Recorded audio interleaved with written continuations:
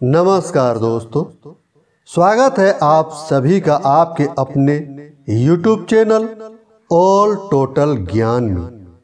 दोस्तों, हर स्त्री के होते हैं 4 पति। आपका नंबर 4था होता है। चलिए जानते हैं कि 4 पति कैसे होते हैं एक स्त्री के। आप शायद यकीन ना करें, लेकिन सच यह है कि हर स्त्री के 4 पति होते हैं और आपका नंबर 4था होता है। यह बात आप इसलिए नहीं जान पाते क्योंकि विवाह के समय जब पंडित आपको विवाह का मंत्र पढ़ा रहा होता है तब आप मंत्र का मतलब नहीं समझते हैं, क्योंकि मंत्र अक्सर संस्कृत में होते हैं जिसके बारे में आपको पता नहीं होता है। अगर आप मंत्रों को सही तरीके से जानेंगे तो आपको पता चल जाएगा कि विवाह के समय मंडप पर बैठे दूल्हे का नंबर 4था होता है।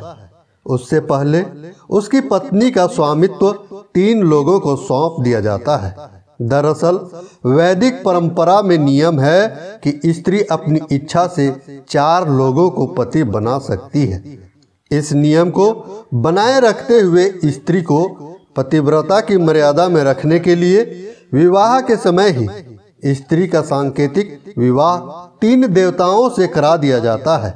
सबसे पहले कन्या का अधिकार चंद्रमा को सौंप दिया जाता है। इसके बाद विश्वासु नाम के गंधर्व को सौंप दिया जाता है और तीसरे नंबर पर उस स्त्री का विवाह अग्नि के साथ कर दिया जाता है। अंत में उसके पति को सौंप दिया जाता है। इस वैदिक परंपरा के कारण ही द्रौपदी 1 से अधिक पतियों के साथ रही। फिर भी कर्ण ने द्रौपदी को वेश्या कहकर अपमान किया, जिसकी एकमात्र वजह थी द्रौपदी ने उस समय की व्यवस्था से आगे बढ़कर 5 पुरुषों को अपना पति स्वीकारा था। अगर द्रौपदी 4 पुरुषों की पत्नी होती तो उस समय के नियमानुसार वह न्याय संगत और सामाजिक रूप से स्वीकृत होता और कर्ण उन्हें वेश्या नहीं कह सकता था। स्त्री के 4 पति हो सकते हैं। इस व्यवस्था की शुरुआत करने वाले या यूं कहे वैवाहिक व्यवस्था को स्थापित करने वाले उद्दालक ऋषि के पुत्र श्वेत केतु थे। महाभारत में एक स्थान पर जिक्र आया है कि कुंती कहती है कि पहले स्त्री पर कोई पाबंदी नहीं थी।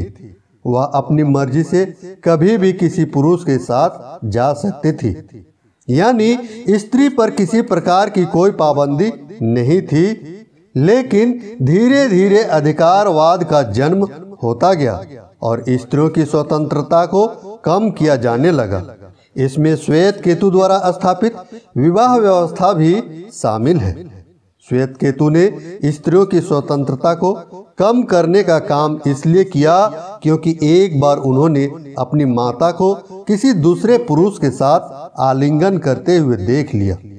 उस समय उनके मन में यह सवाल आया कि वह अपने पिता के पुत्र हो भी सकते हैं कि नहीं। इस प्रश्न से उनके मन में पुरुषों की संख्या सीमित करने का विचार आया और यह तय हुआ कि स्त्री सिर्फ 4 पुरुषों के साथ जा सकती है।